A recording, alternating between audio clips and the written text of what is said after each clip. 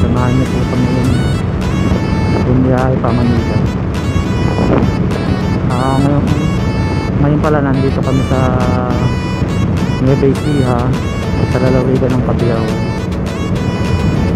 Dito kami nag-start ng video papuntang Makati City. Samahan nyo kami magbiyahe ngayon guys ng tikit sa 3 oras.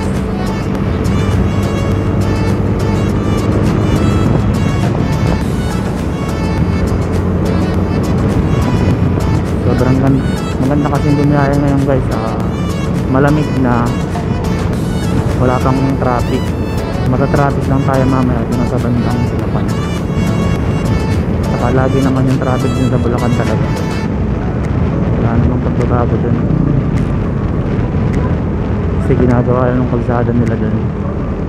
Punta tayo sa San Roque, San Isidro. Dito pala guys sa lugar na ito ay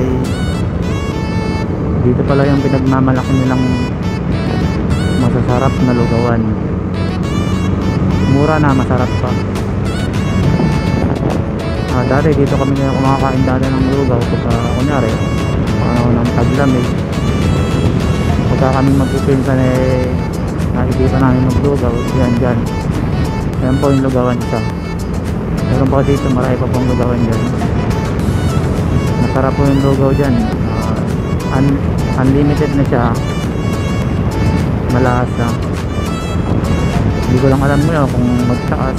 Dati kasi nung kumakain kami yan dati 25 lang. Sa may 25 pesos ka unli lugaw na yun. Ngayon hindi ko na alam magkano ngayon kasi alam niyo naman na nagtaasan na yung mga presyo ng mga pagkain yan, lalo na yung bigas. Ang ginagamit ko yata sa lugaw malagkit na bigas. Mas mahal yun. Mas mahal yung kaysa sa bigas lang. Hindi ko alam, siguro ngayon baka nasa doble lang siguro ngayon yung price niya. Hindi ko lang alam.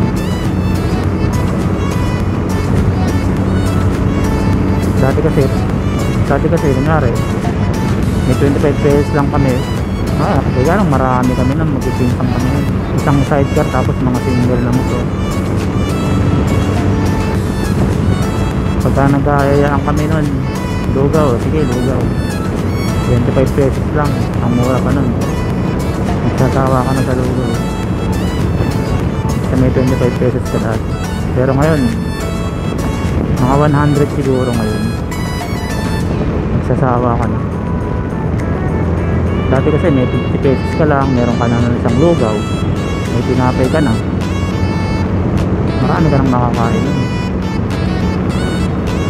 Ngayon siguro mga 100, may tinapay ka na, may isang lugaw ka.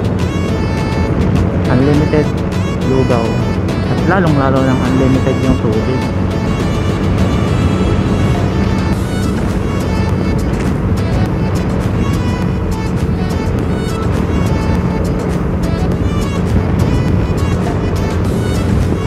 Tayo sa Barangay Alua, San Isidro, Nueva Ecija.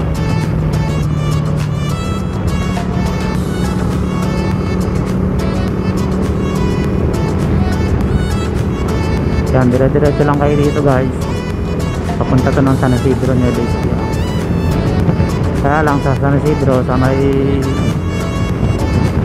City Hall ng San Isidro, nililikuan na kami doon kasi shortcut yun. Pagka kasi umikot pa kami ng Gapan, mapapalayo na kami, sayang masa oras.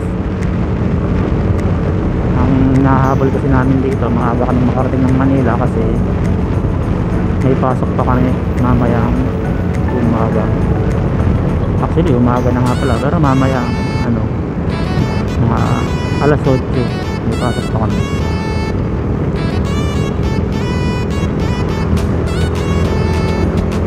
Kaya kailangan namin makarating ng mas maaga pa. Dapat yan mga 6 nandun na kami. ganda na dito sa may bayan ng San Isidro guys. So, may pailaw-ilaw na sila ngayon sa kalsada, dati wala to. Ngayon meron na silang pailaw-ilaw. Shout out sa mayor dito nga pala ng San Isidro, Nueva Ecija.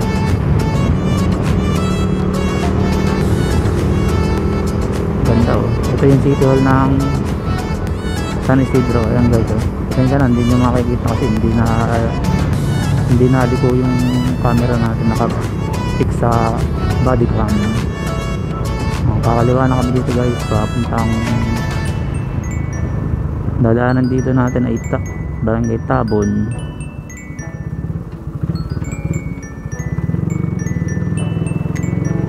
Barangay Tabon, tapos Barangay Pulo, Parcotela. Ang labas namin dito ay Bulwalto sa may Petron. Tapos dire-diretso na yung Bulacan, San Miguel, tapos San Rafael bypass kung kami dadaan sa bypass. Tara, hatabin na natin to guys para maaga tayo makarating.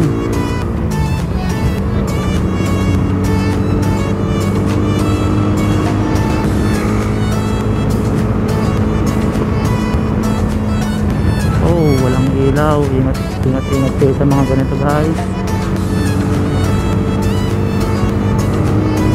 Yan guys, tinatahak na natin yung Barangay Tabon, San Isidro, Nueva Ecija.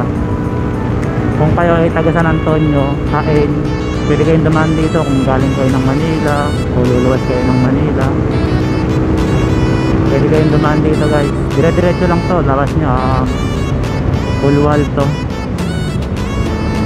Dadaan lang kayo dito sa may Tabon, tapos Pulo, Parcotela. Yan, yun ang mga dadaanan nyo.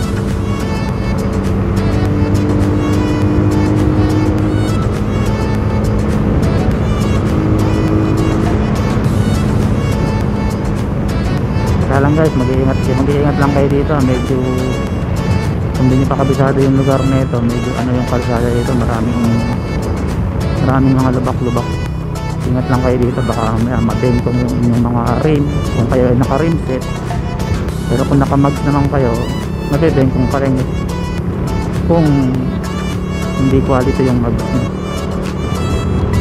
Yan o, yung mga ganyan. Yan, marami siyang mga ganyan dito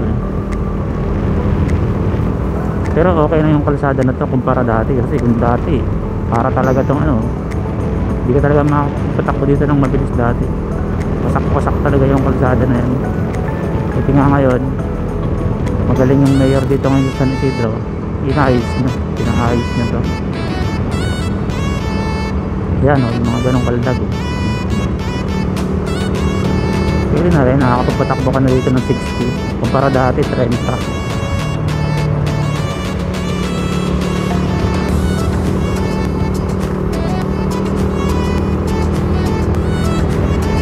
Ang lamig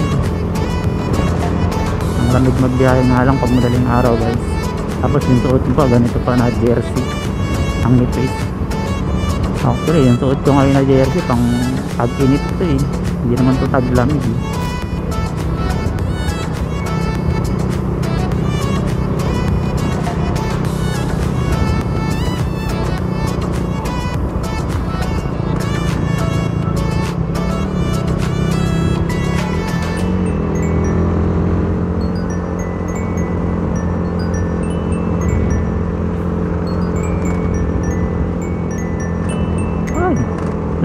Diba yung mga kaldag na gano'n mga maliliit yung masakit naman makabenggong ng rim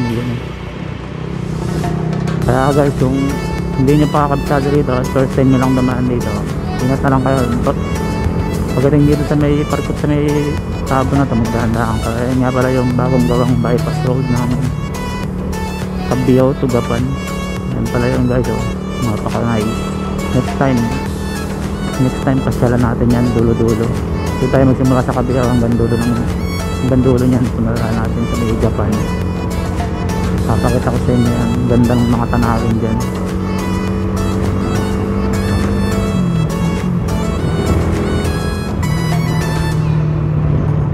Ito yung Barangay Tabon guys. San Isidro pa rin to, sako pa rin to ng San Isidro. Dire-diretso lang kayo dito, Barangay Pulo. Ayan guys, pagka kumaliwa kayo dyan, papuntang Barangay Mangayan, Isidro. Meron din daan dyan, kaya lang mas maganda ng dumaan dito sa Pulo, dire-diretso lang kasi doon marami pang paligo-ligo doon, tapos mga alanganin pa yung kalsada, makipot. Tapos pagdating doon sa may bandang dulo ng Mangga, basag-basag na naman yung kalsada, masahol pa dito. Pero hanggang dito lang naman yun sa may Barangay Pulo. Mula dun sa may Barangay Pulo hanggang dun sa may Bulwalto, maganda na yung daan. Dun lang sa may arko ng Bulwalto, dun lang medyo pero maya, konti lang naman yun. Marami kasing dumadaan na mga truck na malalaki dito guys, kaya nagkakasira-sira yung kalsada.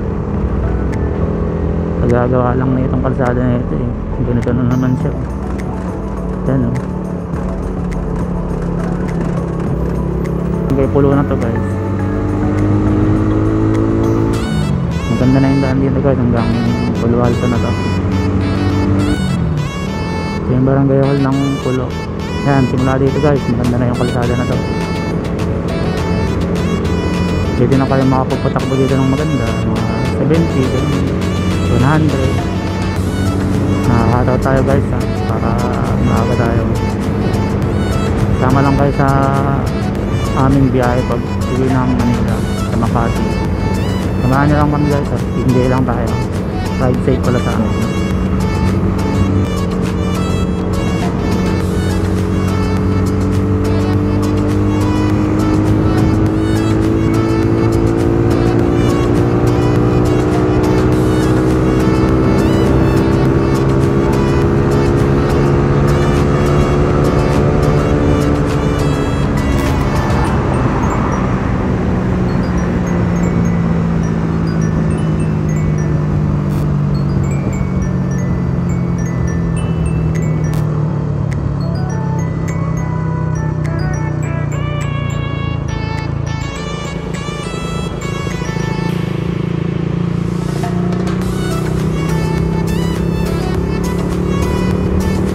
Tayo guys sa Barangay Parcotela. Hindi ko alam kung ano nakakasakot dito eh. Sa Parcotela na to eh. Bulacan na yata dito. Hindi ako nagkakamali, Bulacan. Ganyang kalaki yung Bulacan, di ba? Biruin mo, malapit sa Manila, ang lawak, di ba? Ang Bulacan. Tapos andito yung boundary nila sa Gapan.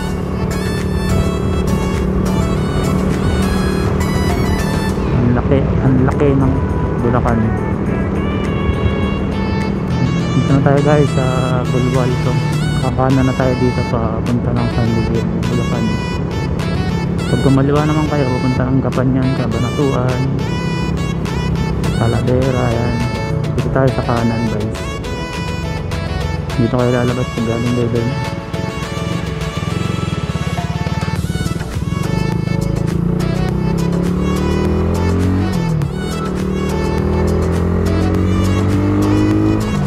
Dire-diretso nyo lang to guys. Barangay San Miguel, Bulacan. Tapos diretso lang Plaridel, kaliwa kayo sa bypass. Tapos dire-diretso ang bypass, tapos kakaliwa naman kayo pagka Balagtas.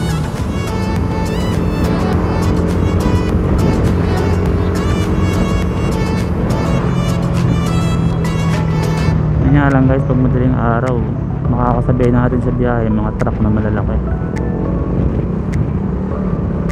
Pero samahan lang natin ng konting pag-iingat para makarating tayo sa paroroonan natin kahit na banayad lang yung takbo, yung dahan-dahan lang.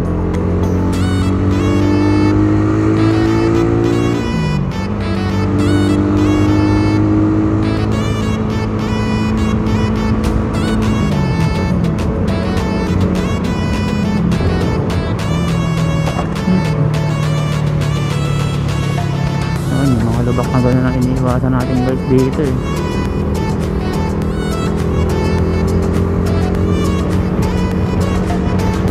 Kung hindi matibay-tabay yung mags doon, sa kaldag na yung guys, sigurado basag na yung mags niya.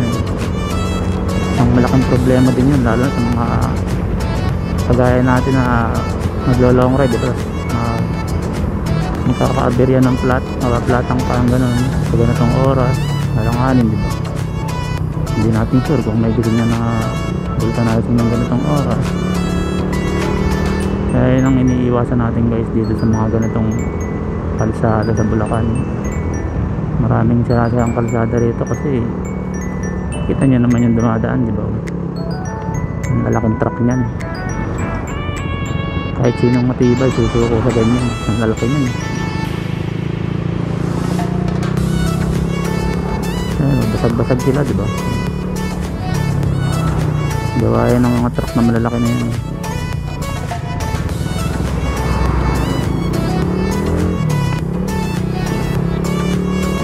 Yan ang mga makakasabihin sa biyahe nyo guys pag ganitong oras. Yung mga malalaking truck na yan, mga truck na malalakas sumira ng kalsada, yan ang makakasabihin nyo.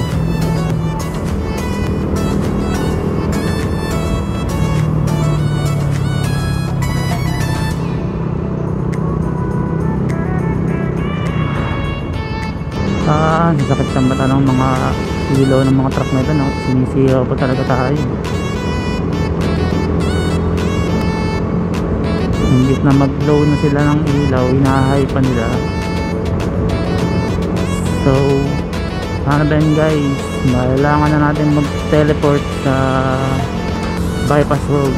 Doon na lang tayo magkita-kita ulit guys. And 3, 2, 1 sing!